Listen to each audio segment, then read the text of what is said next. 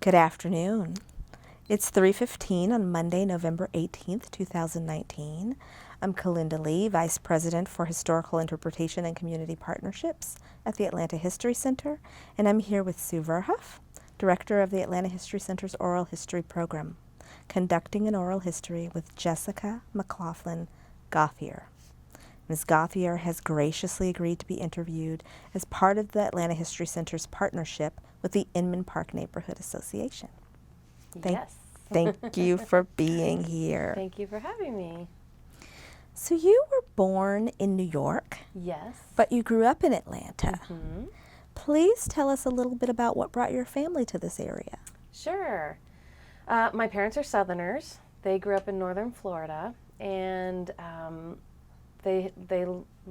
my mother, I guess, went to New York for college, and my father went to New York for work. So after I was born in 1970, they quickly realized it wasn't the best place to raise a child, or it wasn't a place they wanted to raise me. So they did a pretty exhaustive search about small cities around America where they might raise me, and it boiled down to Denver, Colorado, or Atlanta, Georgia. And the reason they chose Atlanta was because, like I said, they were Southerners, and most of their family was in the South still. So I believe we all came down for a couple of trips to Atlanta to look for houses, and they bought the house at 226 Elizabeth Street in Inman Park, and that's where they still live and where I grew up. So, yeah, pretty awesome. How old were you when your family moved? So I was born in October 1970, so I was just a little more than 2 years old. We bought the house in January of 1973. So I don't have any memories of being in New York. It's all Atlanta. Yeah. So having said that, I am wondering, do you feel like a native Atlantan? And if so, what does that mean? Yeah, great question. You know, I've thought about this a lot because I've lived in places where being native is really important. And I always felt like I wasn't quite a native Atlantan because I wasn't born here. I do feel like a Southerner, but I didn't really feel like a Southerner until I left for college, went to New England. I was raised very aware of the struggles of the South and racism and classism, and I didn't really want to own that history myself. So I went to college in New England feeling very much like I wasn't a Southerner, and realized that I very much was, and very much an Atlantan. You know, really learned to love the history of where I grew up. I haven't lived in Atlanta since I was, I guess, in my mid-20s. So I've been gone for more than 2 decades, and when I come back, it's a place I'm really proud to call home. And I love all of the inner city Atlanta intimacies that I have with other people who grew up here, like going to the Majestic at 2 a.m. after clubbing and, you know, eating pancakes with the surly waitresses. Or I waited tables in Little Five Points at a restaurant when I was in my 20s. And just fun stuff like that, you know, now you go to a lot of the shops and restaurants and you hardly even hear Southern accents, or at least not Atlanta accents. And yeah, so I feel like it was really special.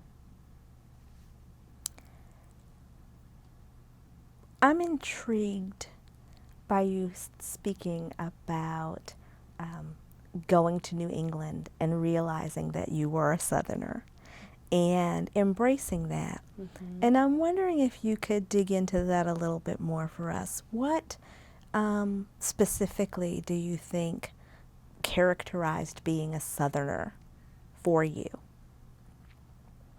Well, the biggest thing was race diversity. At my college, which I was told was very diverse, it was 2% African American, which I guess for New England was very diverse. for Atlanta, it was very much not diverse. And so it was a little shocking to me, honestly. But it wasn't just that, it was the lack of an understanding of race relations with my classmates. I remember one of our RAs in our dorm was African American, and he was from New Jersey. But some of the white boys in my class referred to him as colored. I thought, wow, that's such an old word. You know, I don't think they meant it derogatorily, but you know, he had to educate them. And I thought, gosh, I thought I was coming to this place of like higher education and, you know, people in the know. And what I really realized is that, you know, they have their specific knowledge set and I have mine, which is really different. And in my I went to Moreland Elementary School in Little Five Points and walked there, and it was 80% black and 20% white, and it was about 90% lower income. So, you know, that I wouldn't say anybody that I went to college with in New England had that kind of an understanding of both class and race. And that was very Southern, and it was very in-town Atlanta at the time. And then, of course, the food. The food in New England is pretty bland, and I missed, you know, collard greens and black-eyed peas and just all the good Southern soul food I grew up with. The weather. I actually really loved the winter. It was great to be around snow and stuff, but then I'd come back home to Atlanta for the summers and the sweltering heat, and that was kind of funny. I had it reversed. So yeah, all those things. And then I think family ties, you know. We have a very loving family that's kind of spread all over the South, and just the way that we interact with each other and holidays together. And so, yeah, all those things.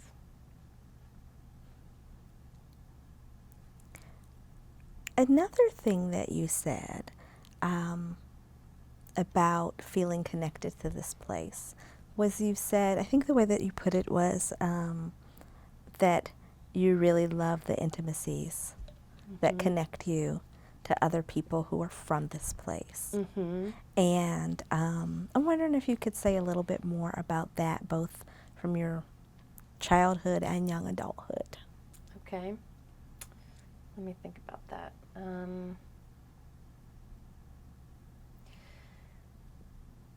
So what's coming up for me is, for whatever reason, I kind of have a wanderlust in my heart, and I've always, you know, come from this really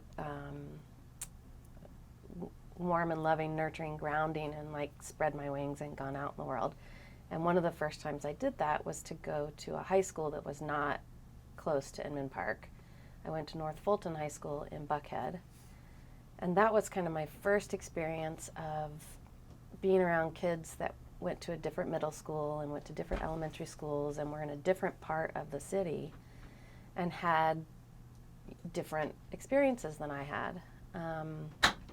At the time, Little Five Points was kind of just starting to get hip with skateboard shops and stuff. And so it was like cool. The guys that I went to high school with thought it was cool that I lived in Little Five Points. But it was the guys who were actually in Little Five Points and going to the skate shops and, you know, running around Little Five Points that were kind of my people, if that makes sense. So yeah, that was, high school was really the first time I guess I experienced that, and Little Five Points was definitely like a big part of that. That experience of knowing that I came from this very specific community, and we shared, like when Junkman's daughter was in a different location, it was in a really small little spot at the corner of Euclid and, what is that side street? Anyway, I can't remember.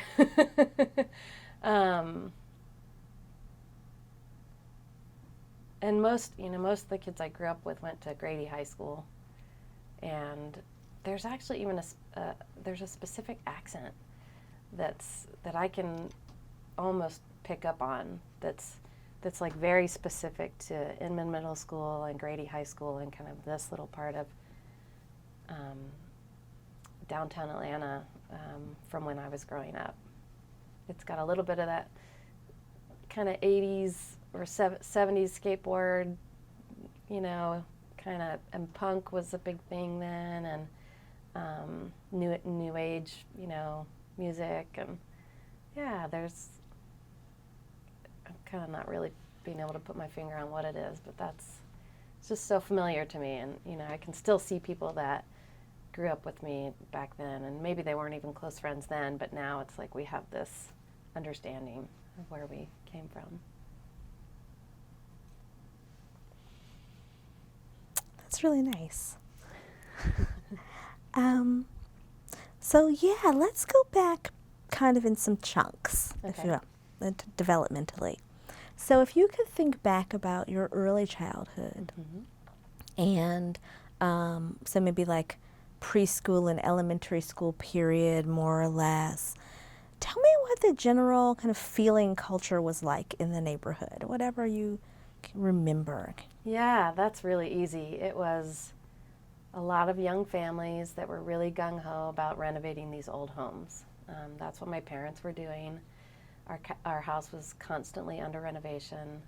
There was a constant flow of carpenters and plumbers and electricians and drywall people, and you know, this hodgepodge of, you know, do-it-yourselfers, and all of our neighbors were doing the same thing. All of my friends in the neighborhood, their parents were all doing the same thing. We were all renovating these homes. And so it was a really big part of growing up there and what we all shared. And then there were all of the neighborhood events, you know, the festival and 4th of July picnics. There was just this incredible sense of helping each other and commiserating about the, you know, burst pipes in the winter, or, you know, learning about the newest, best method of hanging drywall over plaster, or whatever it was. You know, it was kind of this common conversation. And it was really rough and tumble, too. I mean, it was definitely, when I was a kid, it was a little bit of a rough neighborhood. There were rough elements. There were, you know, homeless wandering the streets, and there were crimes, and you know, the kids, we had to be coached about being careful, and again, that kind of fed into this whole idea of looking out for each other. There was an initiative, I'm pretty sure, that was with the Inman Park Neighborhood Association, where we all got whistles one year. There had been some crimes in the neighborhood, and so they handed out these safety whistles, and I actually remember it's a very pivotal childhood memory, where we were given these whistles, and I'm an only child, so I was, you know, often home alone if my parents were running errands or whatever, and I was really, you know, wanting to be responsible with my whistle, but wanted to be vigilant. Like, I really wanted to be a do-gooder, and you know. So I remember once my dad doing a quick errand. He wasn't gone for long, 10 or 15 minutes, and I was standing by the front door, which our front door is glass. And I had my whistle at the ready, and I'm looking up and down the street, you know. And one of our neighbors across the street, her dogs got into a fight, and I thought, oh, I should blow my whistle. And I thought, well, no, I shouldn't blow my whistle, because I've been coached that you blow your whistle, you know, certain circumstances, and a dog fight is not when you blow your whistle. So I didn't blow the whistle. And she came out, and she got her dogs, and everything was fine. But when my dad got home, you know, I wanted to be like, you know, I told him that I blew the whistle. And he got really upset, because you don't blow the whistle when dogs are fighting. So I'm getting reprimanded, but my dad is just this sweet, mild-mannered guy, and it was this very, you know, getting reprimanded by him is just the worst thing ever, and didn't happen very often. So then I'm thinking in my head, do I tell him that I didn't blow my whistle, because now I'm lying, and you know, just this whole thing. So I never did tell him until I was an adult. I just took it. But that's, yeah, the neighborhood was just, it was such a great place to grow up for that, you know, that real closeness. And we just knew everybody. It was really nice.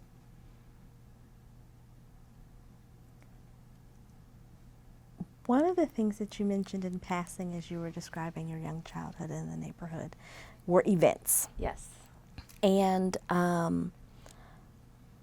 so my first question is, were you involved in any formal way ever in any of those events? Did you volunteer or perform or do anything like that? I did, yeah, for sure. I was in the parade a lot of times. I can't even remember how many times. The first year, I believe, that there was a caterpillar ball. So the butterfly ball was the big formal adult dance party. But they started doing a caterpillar ball for kids. And I was one of the older kids, but I want to say I was still probably only 11 or 12. And my cousin and I dressed up as old people. We had gray wigs and I can remember my cousin Anthony wearing a sweater vest, and I had my grandmother's mink shoulder stole. And anyway, we won the costume contest. And as a reward, we got to ride in the parade in the back of someone's convertible and, wave. And it was really fun. I remember we had a roller skating club in Inman Park, the girls, and so we roller skated in the parade one year. The first time I can remember my parents, their house being on the house tour, I think was 1978.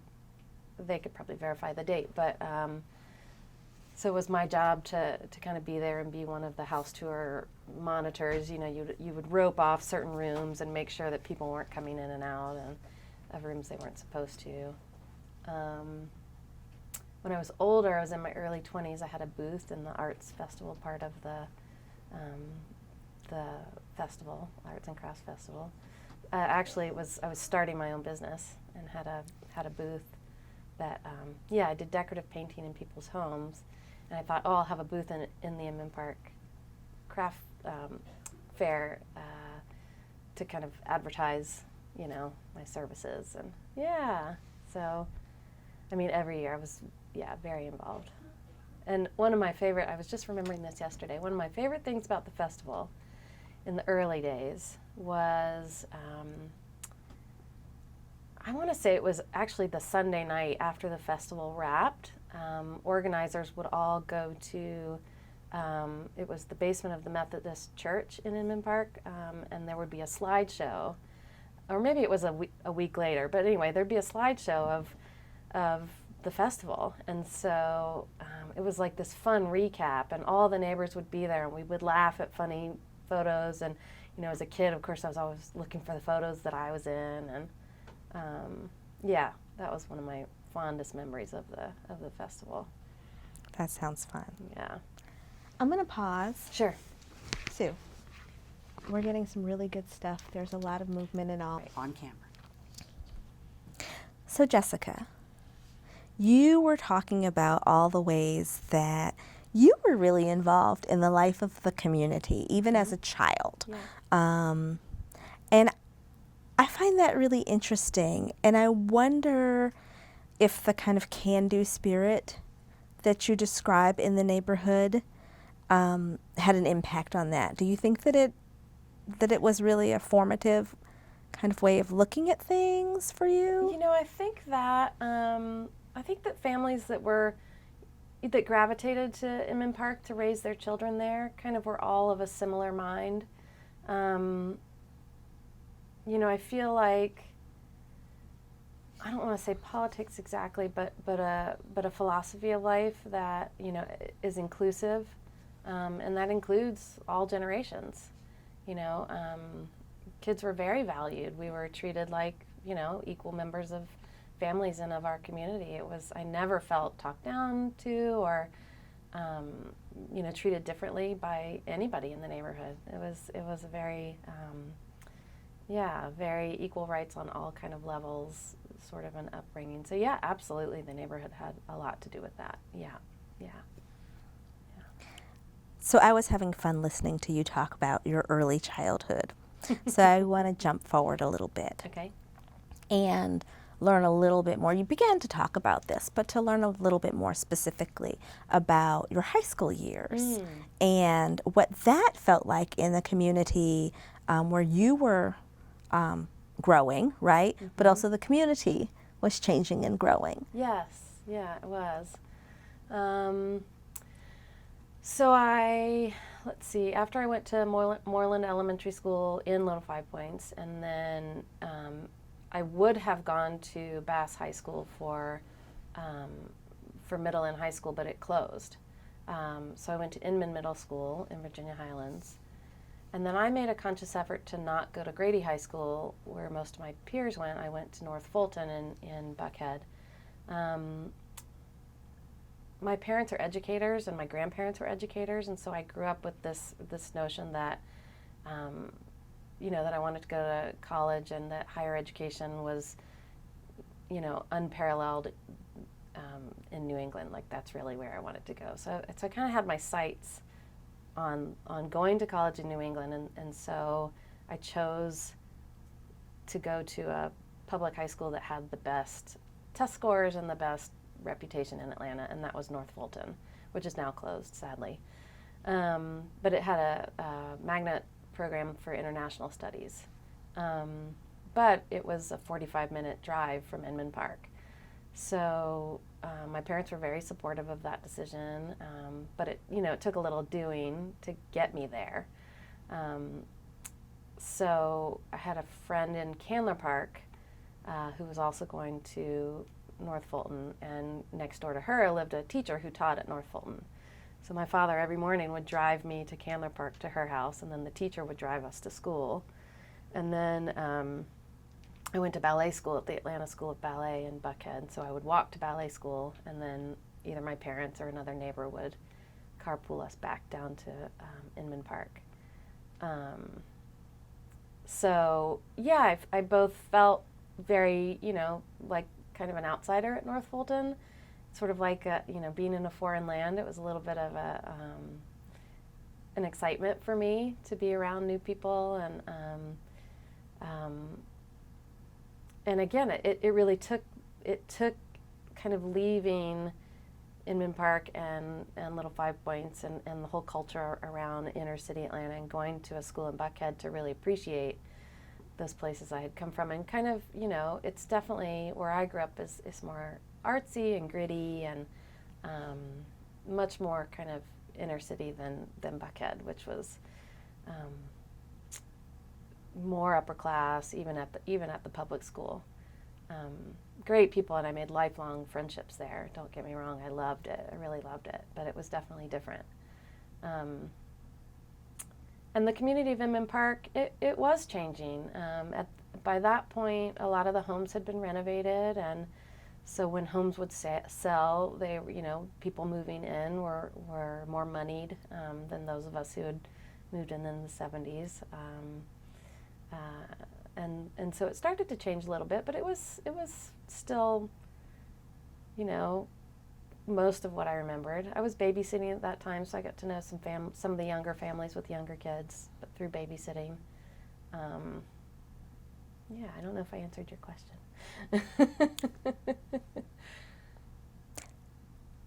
Well, let's delve a little bit more deeply then. Okay.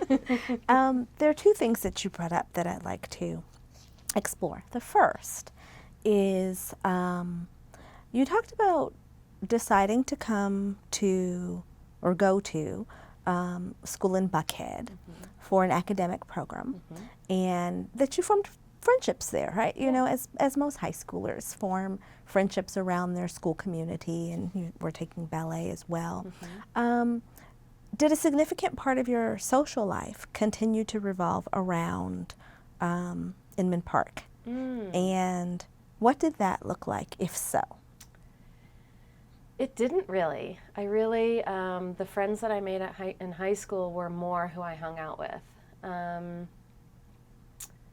Until really my senior year. It was my senior year in high school, and I was driving then and had more freedoms, and I kind of started running around more with kids who went to Grady, who I had known from middle school, And yeah, a couple of the girls that I had grown up with.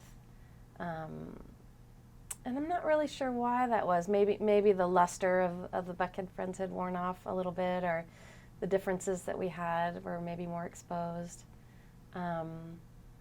In the summers, I remember a lot of my Buckhead friends would do big trips with their families and go to kind of exotic places, or like at Christmas break they'd go skiing. And I had never known anybody who had ever gone skiing at Christmas break before. That wasn't kind of the culture I came from. So it was really more in the summers and breaks and stuff when I'd kind of go back to the friends that I had had before, and absolutely some of them are still friends now.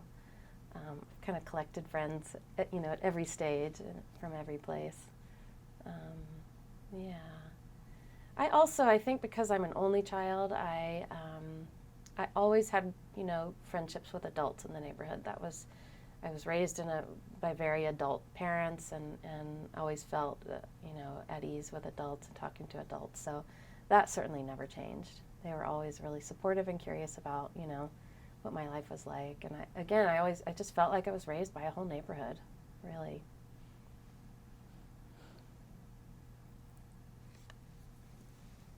One additional question that's come up for me as you're talking about this experience is this interesting duality in the way that Inman Park at that period of time is described. Some people talk about it as maybe everybody talks about it as a very kind of scrappy place, and affectionately so, but as a kind of scrappy place, and a place that was diverse in its demographics and inclusive in its ideology. Yeah. But there's also a conversation about Inman Park at that era as beginning like a kind of being a place of displacement for some people. And this notion that maybe it wasn't that diverse, that it was adjacent to places that were poorer and blacker and things like that. Yeah. And so I'm just wondering about your perspective on all of that.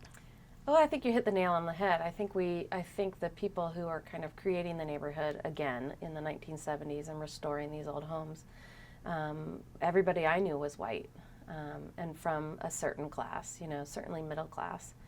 And yeah, being adjacent to more diversity is absolutely right. So I went to a school that was incredibly diverse, but in my neighborhood it was really not that diverse. We were all inclusive in our philosophies, and yet the neighborhood was very exclusive, white and middle class. I think that's certainly part of the white guilt that I have carried my whole life. My mother taught at Clark Atlanta University, which is historically black, and I was really aware of my whiteness even then. I mean, it's talked about a lot now, but I was aware of it in the 70s and 80s and growing up, and had a certain level of not knowing how to change it, not knowing how to change things, or other than understanding, what my black friends, their growing up was very different in general. And I think that was, a lot of us in Inman Park had those feelings. I would say that was pretty prevalent. Wanting to do better and be better and not really knowing how, in terms of race and class, really. The reality is those homes, even though they were cheap to buy then, they were very expensive to renovate. And so you really needed a professional income and to be able to hire the carpenters and plumbers and electricians and all of that. So, yeah, I agree with that. Do you think that desire to, as you put it, do better, by which I think you might mean like in terms of being a person who helps to address inequality, is that what you meant by that? I think what I meant was that, at least for me, my ideal society is a diversion within a neighborhood. Having black neighbors and white neighbors and Asian neighbors and Hispanic neighbors all in the same place. I don't know if that reality exists anywhere. Although now that I say that, the new Inman Park with all this new development and all these young people moving in, it's so much more racially diverse than it actually was when I was growing up. Maybe we laid the foundation for that, because it being a really friendly place for development and for people to, from all places to come and live.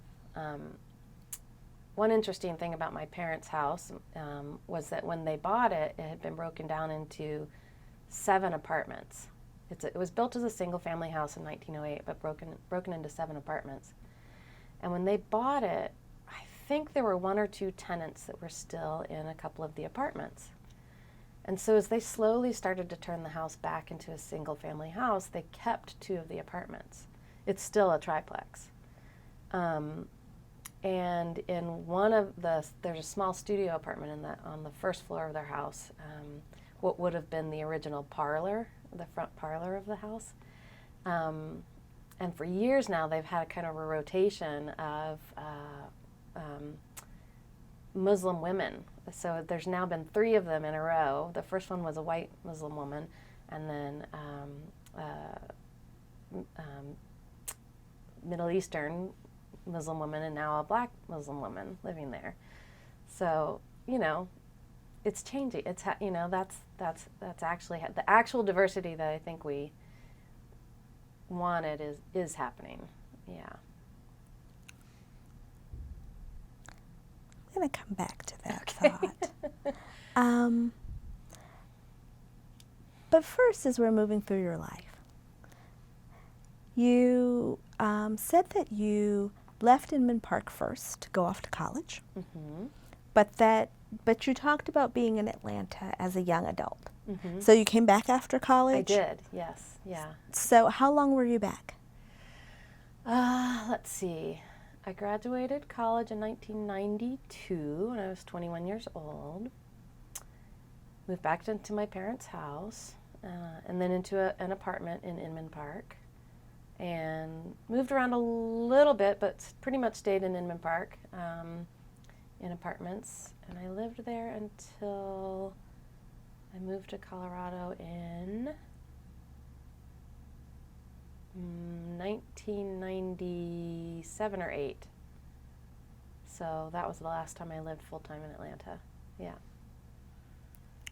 So I want to ask you a little bit about Atlanta and Inman Park specifically calling you back. Because that's a stage in your life, right, where you're making a choice yourself. Yes. So can you talk about that a little bit? Yeah. Well, financially it made sense to go back home, and I was a performing arts major, so I didn't, just a lot of my classmates from college went off to Boston and New York and Washington, D.C., and, got into the corporate world. When I was in high school, my senior year, I did an internship at the Coca-Cola Foundation at the big headquarters of Coca-Cola on North Avenue downtown, and decided, it was very nice, and the people were very nice, and the work was fine, but I decided right then and there that I was not interested in corporate America. So when I graduated college, I moved back in with my parents, as a financial decision, and knowing that I didn't want to go into corporate America, but really having very little idea what I did want to do. I had a performing arts degree, so I thought maybe I would work in the theater world in Atlanta. This was before there was a movie industry here. I was ahead of my time. So when I got back here, I looked into the Alliance Theater and the Academy Theater. Those were kind of the 2 biggest theaters that had paying jobs. Well, the handful of paying jobs at both of those theaters had been wrapped up for decades, and nobody was letting go. So it became really evident that I was not going to make a living doing theater. So I thought, well, I'd do some community theater, as a volunteer, which I did. And living with my parents got really old really fast, and I just, I realized that freedom came with a job and money. So my first job back here was as a clerk at the in-town hardware store in Virginia Highlands on North Highland Avenue. And I ended up working there on and off for about 4 years. And I kind of loved that because it was the same kind of people I had grown up with, the carpenters and the plumbers and the electricians coming in and day out, and I got to know them, and a lot of them they all worked in all the in-town neighborhoods. And I needed a little bit more money to help pay my rent, so I waited tables at it was called the Baker's Cafe. It was a Cajun restaurant in Little Five Points. I worked 2 days a week there. And then I wanted a little bit more money to travel and things like that. So I met a woman who came into the hardware store all the time, and she was a painter. And I had painted so much growing up in a house that's being renovated. I learned how to paint walls and fix drywall and all that kind of stuff. So she hired me as an assistant, and I learned how to paint homes, very well. So much so that I ended up having my own paint company for 10 years. I started it here in Atlanta. And that absolutely came out of, growing up in Inman Park and, again, being around old homes that were being renovated all the time. And that was one of the skills that you needed to have. And my parents, while they had money to hire, skilled labor, they also didn't have that much, as much as we could do ourselves, we would. So I did a lot of painting in their house. So yeah, all of those were choices of my side. I loved Atlanta. I loved being here in my early 20s and going to the Euclid Avenue Yacht Club and getting to know the bartenders and dancing disco at the Point and other places in Little Five Points. That was my stomping grounds, and I just loved it. It was really, really a really fun time. Yeah.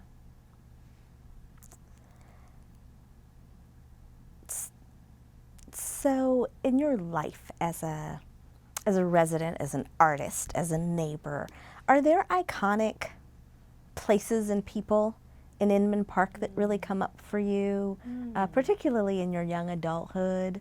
Yeah, let me think about that for a second.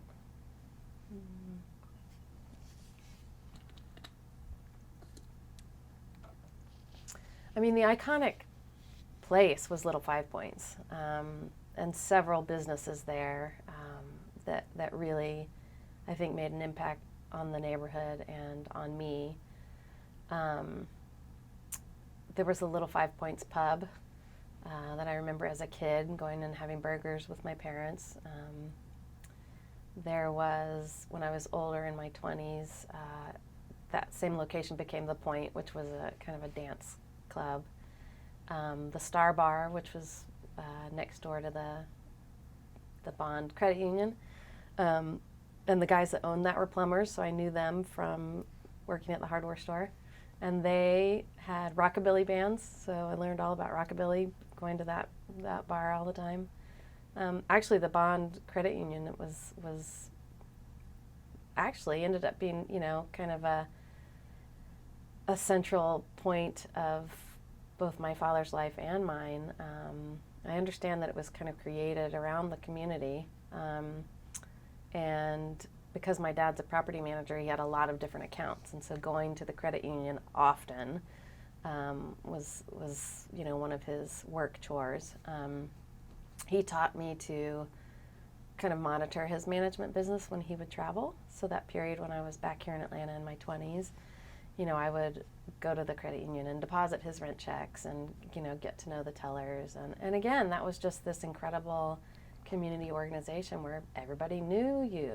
It's not like walking into a giant bank branch and maybe one of the tellers. But no, you knew everybody. And I swear half the tellers were his tenants in apartments that he managed. So, just everything felt like home, and comfortable. And I felt like I even still feel walking through Little Five Points like my dad's a minor celebrity, because everybody from their 20s on up to their 50s now has, at one time or another, rented an apartment from my father, because he managed, a lot of apartments that other people owned in and around the neighborhood.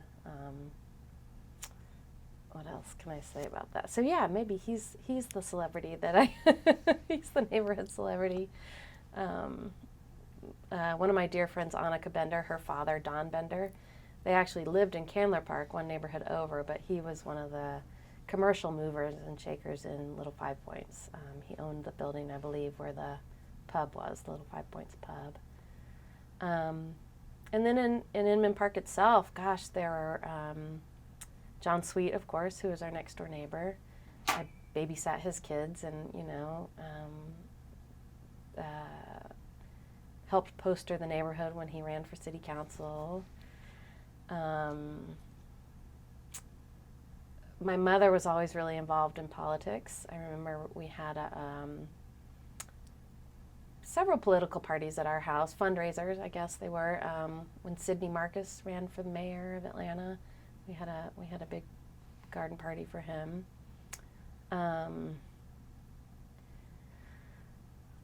I kind of teased my mom that because when I was in my 20s and dating, and she asked me why I never dated doctors or lawyers or professionals, I said, well, first of all, I think they think I'm weird, but I really like a man that works with his hands. I think growing up with all those carpenters and plumbers and electricians at our house, so I married a carpenter. That was my first husband.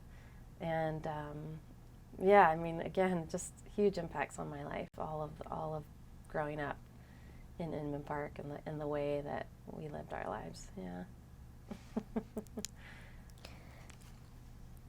Well, this is a great place to pivot, Okay. I think. So you started to talk about your parents, and I wondered a little bit about organizations that they were involved in, and particularly organizations that had an impact on you. So, for example, were they involved in the schools or anything like that? Yeah. I couldn't remember the details of this, so I just asked my mom about it this morning. But there was the schoolhouse on Edgewood Avenue. We called it the Inman Arc because the P from Inman Park had fallen off in some of the buildings, so it was called Inman Arc.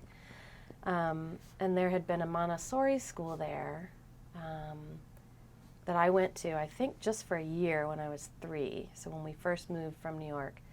And then the Montessori school decided it was going to close. And so my parents kind of scrambled together with a few other parents whose kids were there, saying, we needed a place for our kids to be during the summer. And so just for that summer, they did a very affordable preschool for, I don't know, 10 or 15 kids. It was very small. And charged just enough to keep on one of the teachers to kind of, watch all the kids.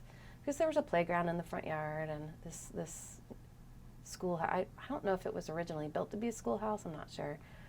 And then later they helped, kind of as the next school year started, they helped make sure that school kept going. It was a preschool, I think, through kindergarten. So they were active in that. My mother was the first female president of the Inman Park Neighborhood Association, and I was very proud of that. Campaigned heartily for her. That would have probably been in the late 1970s. I don't know how long those terms were. It probably was just a year. And then my father was head of the beautification committee, is what they called it, the Inman Park Beautification Committee, for years. And they planted a lot of trees in Inman Park and took care of some of the public parks, the gardens, and did some of the plantings in the gardens. Gosh, what other organizations were they part of? Well, my mother was, at some point, she was on the board of directors for Planned Parenthood. So when I was in high school and did my requisite, volunteer work to graduate, I did it at Planned Parenthood in downtown Atlanta. That was fantastic. And again, like I said, my mom was always really she was a political science professor, so she was very politically active all the time. So I always knew what was going on in local politics. She never ran for office, but Mayor Bill Campbell and his wife Sharon lived in Inman Park, and I babysat for their son. That's kind of an aside, but sort of an interesting history piece. What other organizations did my parents?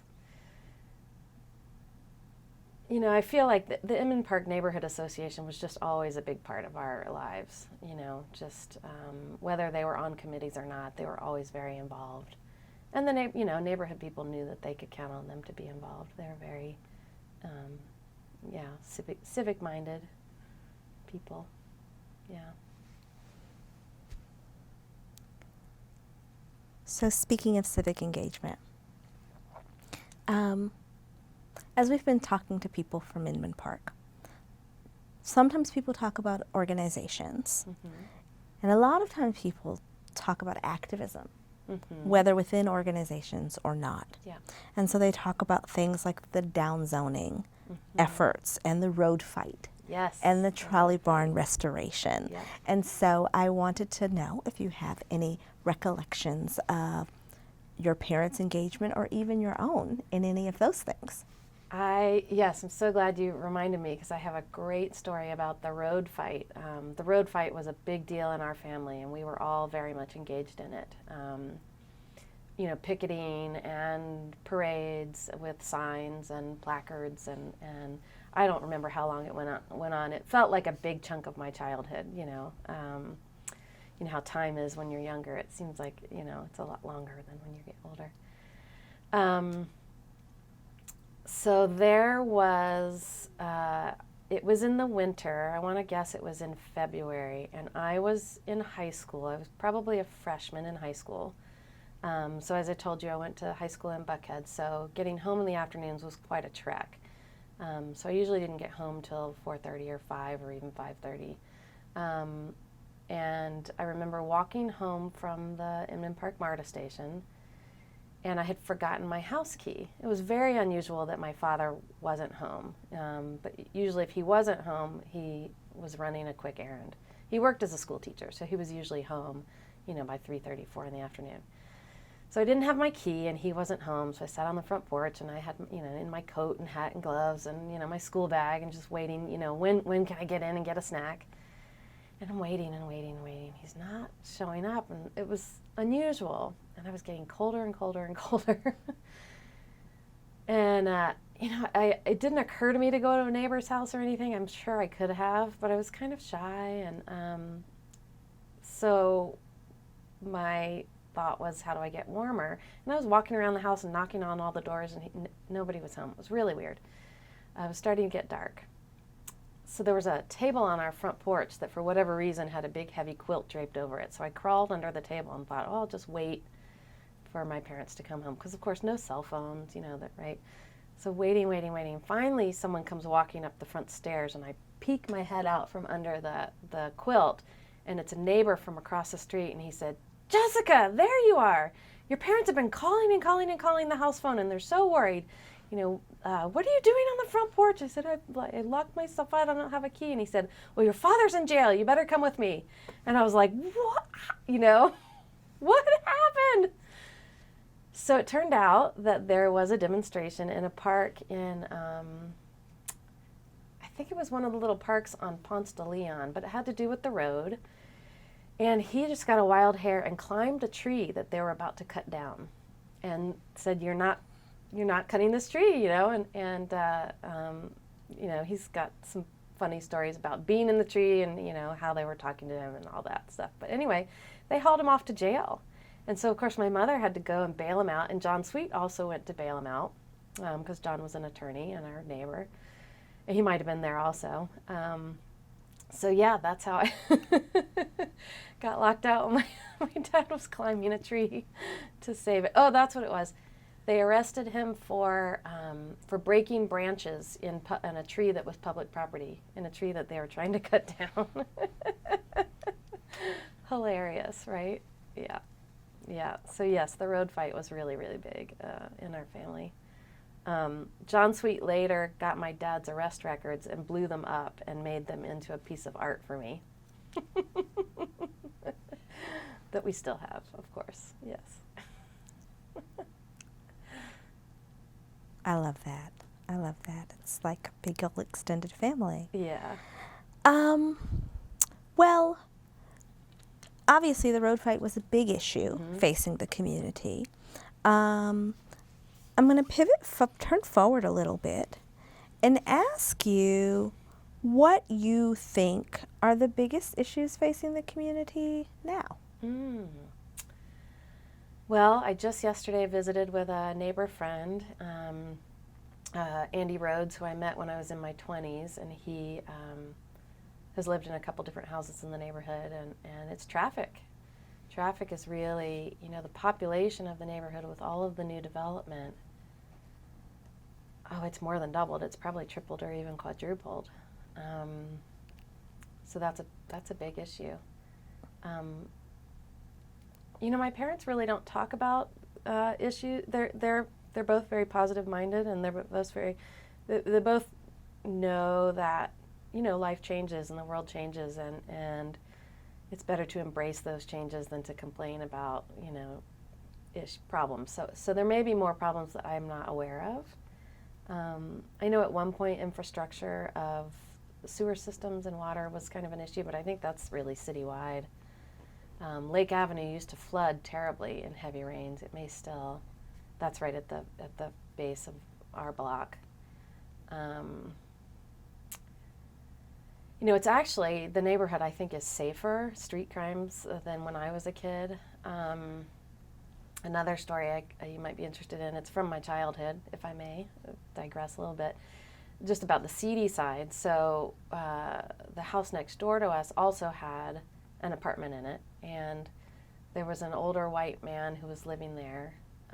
He was a drunk, and his adult son and a friend of his son's came to live with him for a while.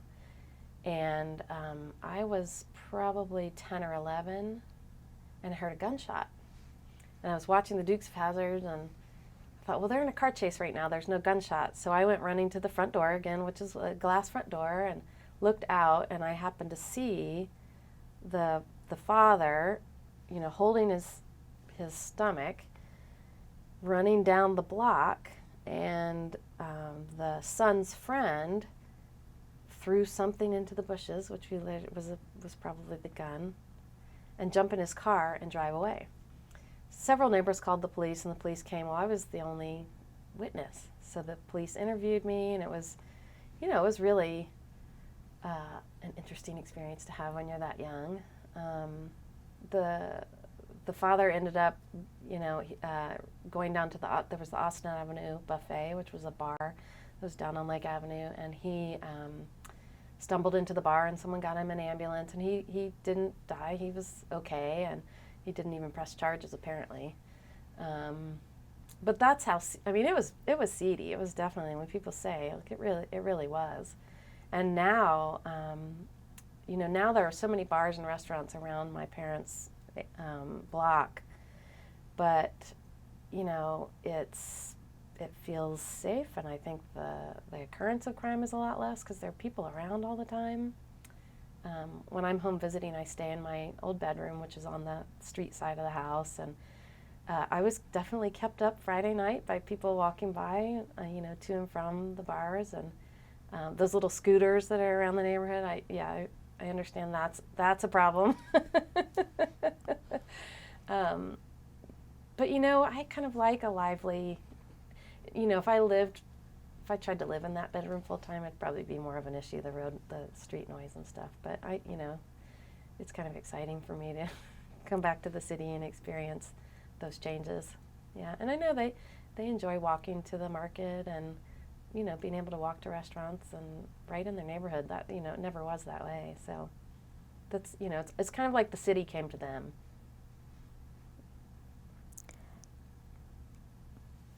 So you already started to answer this question, but just to say a little bit more, how would you characterize Inman Park to someone new to Atlanta? If I was a newcomer and I was looking for a place to settle, would you recommend Inman Park? And if so, how would you describe it?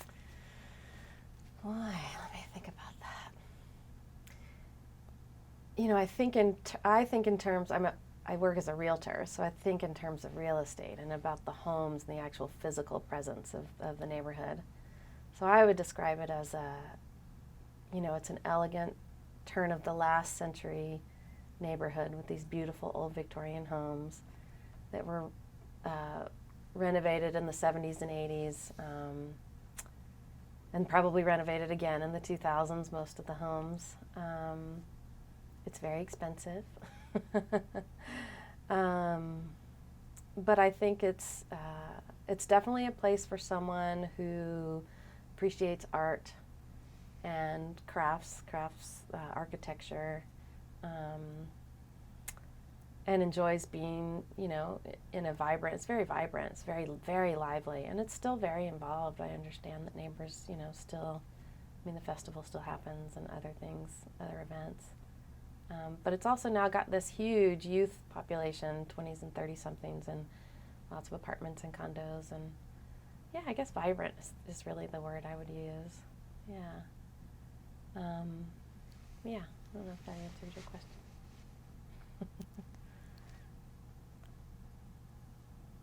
Do you have a favorite Inman Park memory that you haven't shared yet? I can remember the July 4th picnics used to be in Poplar Circle, and that's the park at the corner of Waverly Way and Euclid Avenues. And one of my best friends lived right across the street from the park. And all of my friends growing up, there was a core group of 3 or 4 of us. We were all girls, all in the same class. There were a couple of them had older brothers, but it was, this core group of girls. And we were all tomboys, roller skated, and we all got, get so excited about the July 4th picnic because all the neighbors would be out, and there'd be Kentucky Fried Chicken in buckets and popsicles. And I remember one year running around, and we thought it would be hilarious to drop ice down the backs of the adults. And again, nobody got pissed off. Everybody was really had fun with it. And when I think back about, there's so many individual memories. I mean, I couldn't possibly pull them all up, but that image of just being a kid and, sweaty in July in Georgia, and, eating fried chicken and playing with ice, and, just all generations just kind of gathered together to enjoy each other's company. I mean, that's what we were there for. It was nothing fancy. It was just potluck food and blankets on the grass, and just really, genuine people living together in community. Yeah.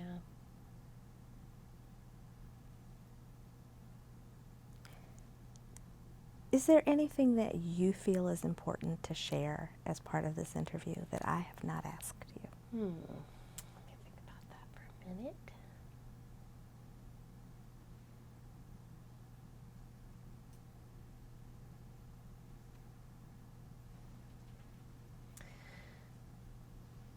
I think that there are times and places that sort of define an era. And I love that Inman Park was chosen for this project because I think it defined an era for me, certainly. But the way that people came from lots of different places into Inman Park in the 60s and 70s and early 80s, recognizing the beauty of the neighborhood and the homes in the neighborhood, and recognizing that it was a place that really needed to be restored. And then, the community that kind of grew out of that desire to